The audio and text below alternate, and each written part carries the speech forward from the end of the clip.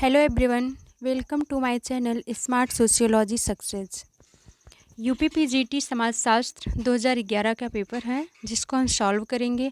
अभी जो 17-18 अगस्त को यूपीपीजीटी का पेपर होने वाला है, उसके लिए ये समाजशास्त्र की वीडियो मोस्ट इम्पॉर्टेंट है, क्योंकि पीवाई किसी भी एग्ज़ाम के लिए पीवाईक्यू करना बहुत ही ज़रूरी होता है। इसलिए हमने अपनी इस वीडियो के माध्यम से 2016 का पेपर, 2013 का पेपर, 2011 का पेपर विथ एनालिसिस सॉल्व करवाया है। और इस 2011 के पेपर को 30 क्वेश्चन को हमने सॉल्व कर लिया है और आगे के क्वेश्चन को इस वीडियो में सॉल्व करेंगे। सॉल्व करते हैं क्वेश्चन। निम्न में से कौन सा कथन हंटिंगटन द्वारा दिया गया है?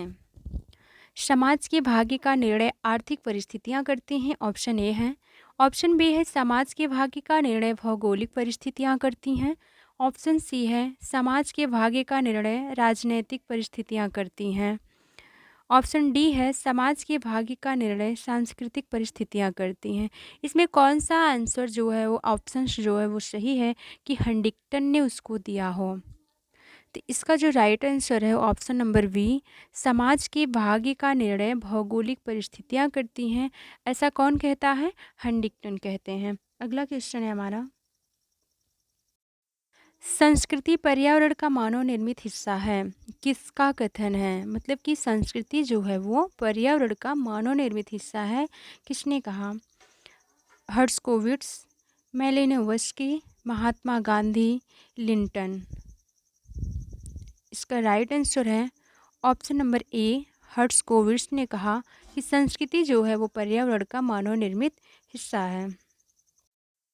रूथ बेनेडिक्ट का नाम निम्न में से किस अवधारणा के साथ जुड़ा हुआ है? संस्कृति तत्व, संस्कृति संकुल, सांस्कृतिक प्रतिमान, सांस्कृतिक विलंबना। तो जो इसका राइट आंसर है वो है ऑप्शन नंबर सी, सांस्कृतिक प्रतिमान। रूथ बेनेडिक्ट ने मतलब कि रूथ बेनेडिक्ट का नाम जो है वो सांस्कृतिक प्रतिमान से जुड़ा हुआ है और इन्होंने अपनी पुस्तक पैटर्न ऑफ कल्चर 1934 में सांस्कृतिक प्रतिमान की अवधारणा का उल्लेख किया हुआ था।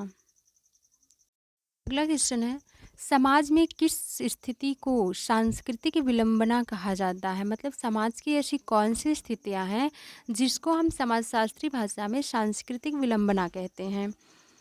जब एक समाज की संस्कृति दूसरे समाज की संस्कृति से पिछड़ जाती है, जब संस्कृति के दो पारस्परिक निर्भर भागों में से एक भाग दूसरे से पिछड़ जाता है। ऑप्शन सी भी है, दोनों कथन सही है या दोनों कथन गलत हैं। तो इसमें जो हमारा राइट आंसर वो है ऑप्शन नंबर बी, कि जब संस्कृति के दो परस्पर निर्भर भागों में से एक भाग पिछड़ जाता है।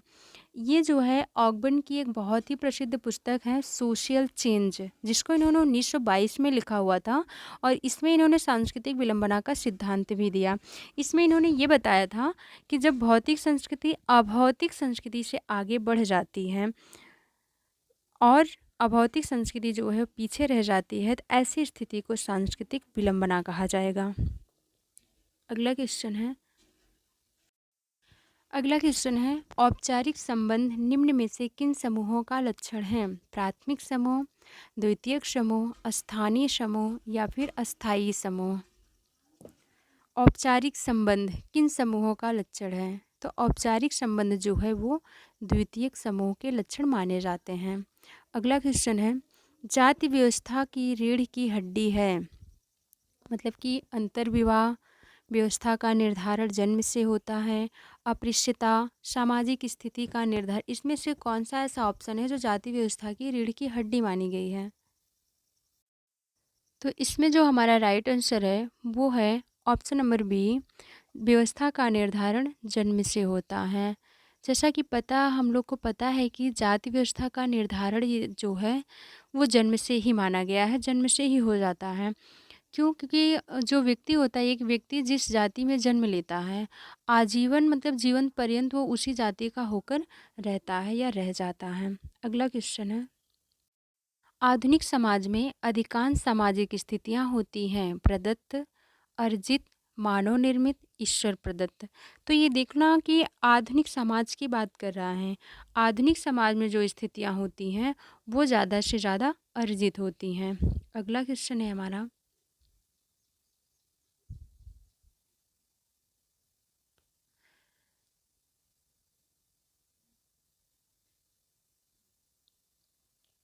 समाज में प्रदत्त सामाजिक स्थिति तय होती है इस आधार पर, मतलब इसमें से कौन सा ऐसा आधार है जिसके आधार पर समाज में प्रदत्त सामाजिक स्थिति जो है वो तय की जाती है। पहला ऑप्शन है आमदनी, दूसरा है शिक्षा, सी है जन्म, या फिर इनमें से कोई नहीं। देखो इसमें अर्जित प्रदत्त में ये अंतर होता है, अर्जित में जो हम स्वयं हासिल करते हैं और प्रदत्त में जो हमें मिली हुई होती हैं उसको प्रदत्त कहते हैं। तो ये जो है और सामाजिक स्थिति तय होती है, तो इसका जो राइट आंसर है वो है ऑप्शन नंबर सी, ये प्रदत्त के रूप में जन्म से ही है। शिक्षा भी हम ग्रहण करते हैं, आमदनी भी वही चीज़ है। अगला क्वेश्चन है हमारा, निम्न में से कौन सा विचारक सांस्कृतिक विलंबना के सिद्धांत के लिए जाना जाता है? तो इसका जो ऑप्शन है वो है ऑप्शन नंबर डी। अभी हमने पीछे के क्वेश्चन में बताया कि सांस्कृतिक विलंबना के बारे में द सोशल चेंज में 1922 में आगबर्न बात करते हैं। निम्न में से कौन सा कथन सही है? व्यक्तित्व की जड़ें संस्कृति में होती हैं, संस्कृति की जड़ें व्यक्तित्व में होती हैं, संस्कृति की जड़ें बर्ताव में होती है, या फिर इनमें से कोई नहीं। कौन सा सही है? तो इसका जो है वो ऑप्शन नंबर सी, संस्कृति की जड़ें बर्ताव में होती है, मतलब कि व्यक्ति के बिहेवियर से ही पहचाना जा सकता है कि किस तरीके का है ये। ऑप्शन नंबर सी जो है वो हमारा सही है, संस्कृति की जड़ें बर्ताव में होती हैं। देखते हैं अगला क्वेश्चन, निम्नलिखित कथन पर टिप्पणी कीजिए। एक व्यक्ति न तो मानव पैदा होता है और न सामाजिक, वरन ये दोनों ही बनता है सामाजिकरण की प्रक्रिया द्वारा। मतलब क्या सही है? मतलब सामाजिकरण प्रक्रिया के द्वारा वह बनता है। तो गलत है, सही है, या फिर अंशतः सही है, या इनमें से कोई नहीं है। क्या सही होगा?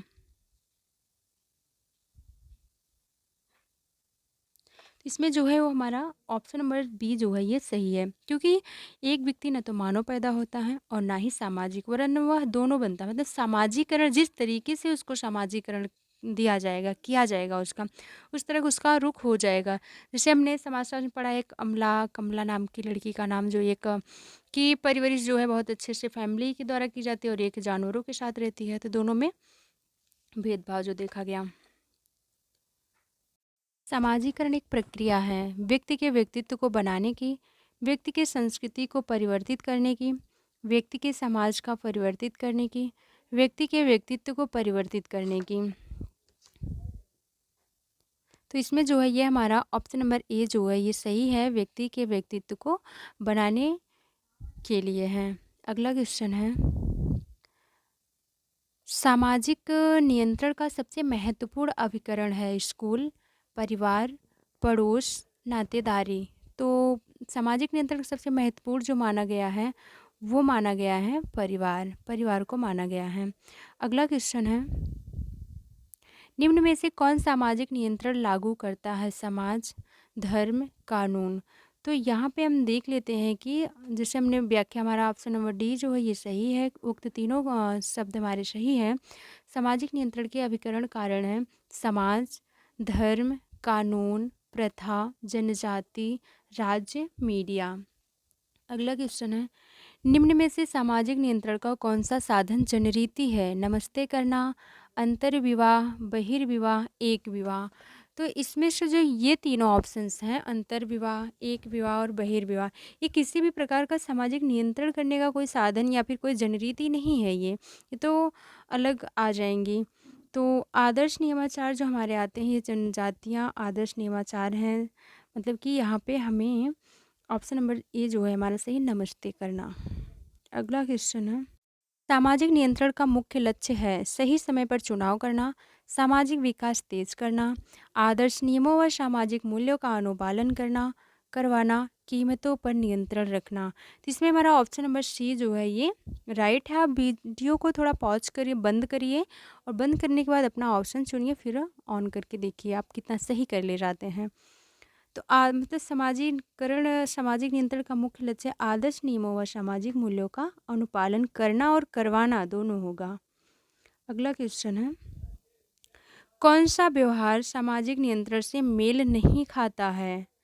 प्रार्थना स्थल पर धार्मिक अनुष्ठान, अपनी ही जाति में विवाह, हड़ताल पर जाना, आयकर चुकाना, इसमें से कौन सा है जो सामाजिक नियंत्रण से मेल नहीं खाता है?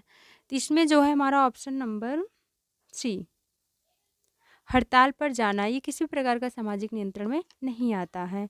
अगला क्वेश्चन है, सामाजिक स्तरीकरण का अर्थ है समाज का पेशेगत विभाजन, भाषागत विभाजन, सामाजिक स्थिति के अनुसार विभाजन, क्षेत्रीय विभाजन। मतलब सामाजिक स्तरीकरण किसे कहते हैं, किस आधार के विभाजन को सामाजिक स्तरीकरण कहते हैं?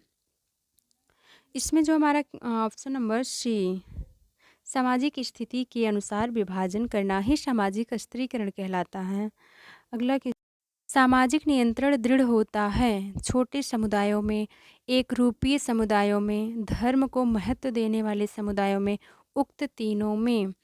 तो सामाजिक नियंत्रण दृढ़ होता है छोटे समुदायों में भी होता है, एक रूपीय समुदायों में भी होता है, धर्म को महत्व देने वाले समुदाय में भी होता है। तो इसलिए हमारा ऑप्शन नंबर डी जो है ये सही होगा।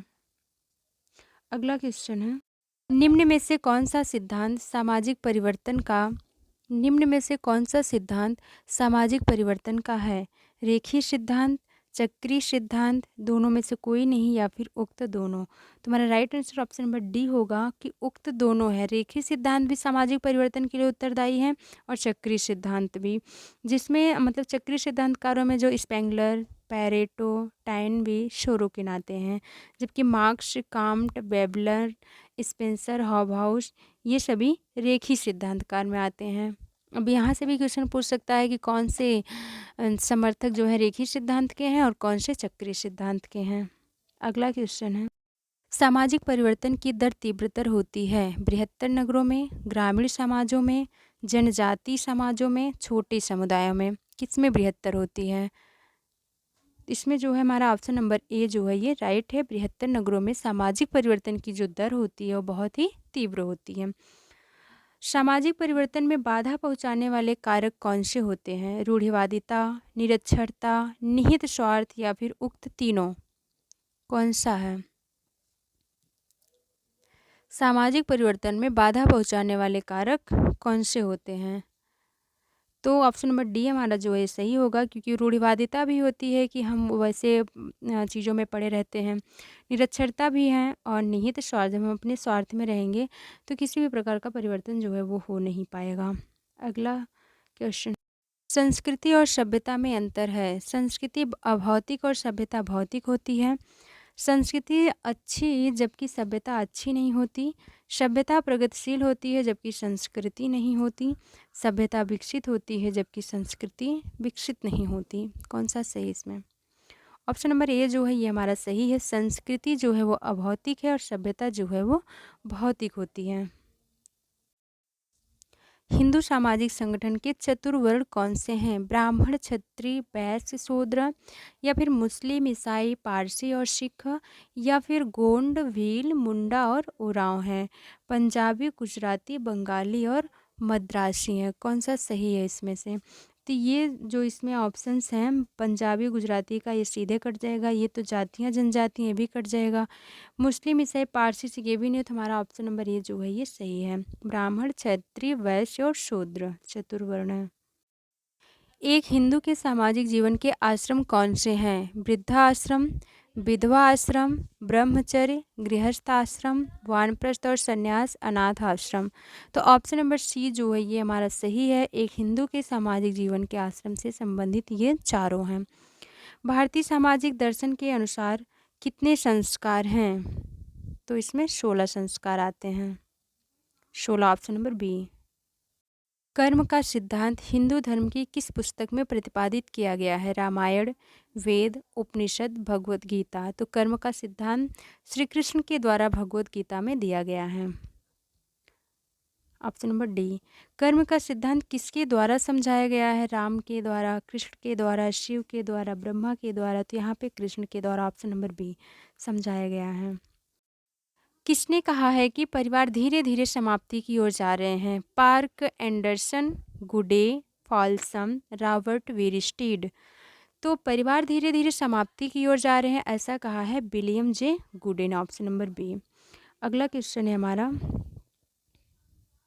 हिंदू विवाह की प्रकृति है, हिंदू विवाह की प्रकृति है संविदात्मक, धार्मिक, नैतिक, सामाजिक, कैसी है? तो ऑप्शन नंबर बी जो है ये हमारा राइट है, धार्मिक। हिंदू विवाह की प्रकृति जो है वो धार्मिक है। और अगर हम देखें कि हिंदू विवाह मतलब कि किस में ज़्यादा से ज़्यादा इसके बारे में बताया गया, तो हिंदू विवाह जो है एक पवित्र संस्कार भी माना गया है। और हिंदू विवाह अधिनियम कब बना था? तो 1955 में इसके बारे में बहुत सारी बातें भी की गई हैं जो स्त्रियों को विवाह विच्छेद का अधिकार भी देती हैं। ये हमारा सही रहा। इस वीडियो में हमने 30 क्वेश्चन 60 क्वेश्चन पूरा 2011 को कंप्लीट कर लिया है। इसको देखिए, और इसमें हमने जो व्याख्या को इंक्लूड किया है इसलिए कि क्वेश्चन यहाँ से भी बन सकते हैं। थैंक्स फॉर वाचिंग वीडियो को ज़्यादा से ज़्यादा शेयर करें ताकि और भी लोगों की मदद हो सके, क्योंकि एग्ज़ाम बहुत नज़दीक है और पीवाईक्यू करने बहुत ही ज़रूरी होते हैं।